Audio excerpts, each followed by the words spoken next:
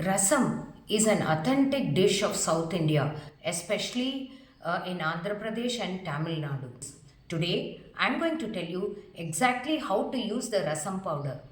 Suppose you have to make 1 liter of rasam, then the ingredients required are about 50 grams of chickpeas dal or the tuar dal boiled very softly and cooked very softly, and one medium sized tomato, half a lemon sized tamarind, and of course other spices like 1.5 teaspoons of rasam powder, the salt as required, a small bit of jaggery, etc. Now let us see how to make it. Add some boiling water to the tamarind and then keep it aside for about 10 minutes.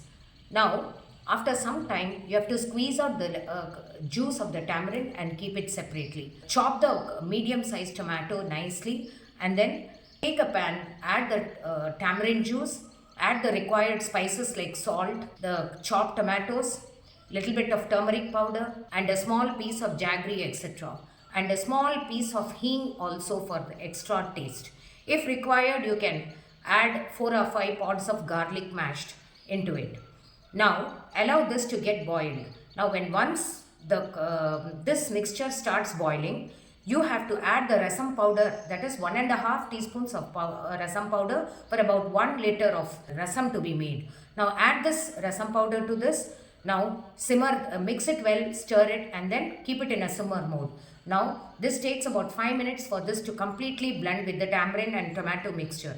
Now keep the boiled and the cooked chickpeas dal ready. Add the required amount of water and bring it to the level in which you have to make the rasam for, depending on the number of people for whom you have to make.